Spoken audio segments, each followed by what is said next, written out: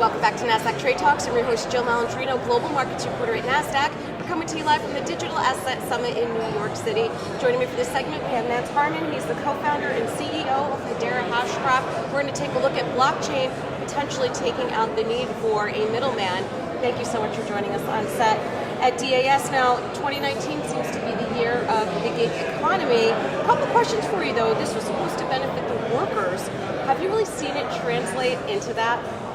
Well, so for the gig economy that is centralized the way it is today, it has helped the workers, but at the same time, in some ways, the workers are not getting what they should get, right? The platforms that are centralized, that are matching the workers, the service providers with the consumers that want to consume those services in whatever form we're talking about, the service providers could use more. Because these are often the people that need the money the most. They're 1099 employees, they're not W-2 employees. There needs to be a way for them to take more of their paycheck home with them.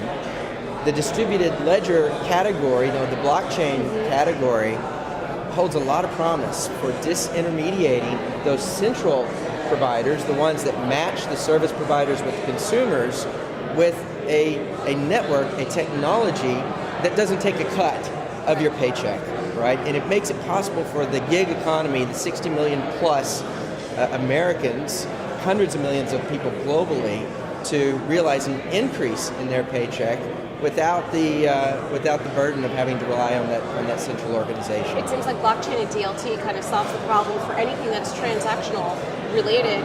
What kind of industries are going to be disintermediated by blockchain and DLT? Well, so the gig economy is a great one. There are other industries that maybe aren't disintermediated, but business models will improve. So for example, when we talk about micropayments, the ability for Alice to pay Bob a tenth of a cent economically, to be able to practically do that opens up the opportunity to disintermediate or to at least allow the social platforms to change their business models so that they're no longer exploiting the privacy and data of their users and selling that to marketers, but rather it makes it possible for those same users to now pay a tenth of a penny to read a wiki article from Wikimedia, right? And so the Wikimedia Foundation no longer asks for charity every January, or for the social platforms to enable consumers to pay a fraction of a cent for the services that they're using, and thereby not have to market their private information or exploit them in that way.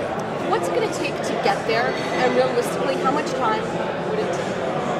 Well, I think that the market is maturing. The distributed ledger market is maturing.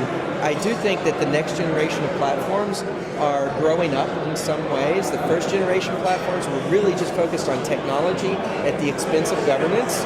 The next generation platforms have better technology, but a lot of thought is going into building a network and a governing body that mainstream markets, small, medium businesses, and enterprises can trust to manage these global networks in a way that will be around for 100 years. And when you take that risk away, then you open the doors to those mainstream organizations that are building enterprise-grade solutions or mission-critical applications, so that they know that when they spend that money to build those applications, it's on a stable platform that is well governed and managed for the long term. Yeah, it just takes the patience.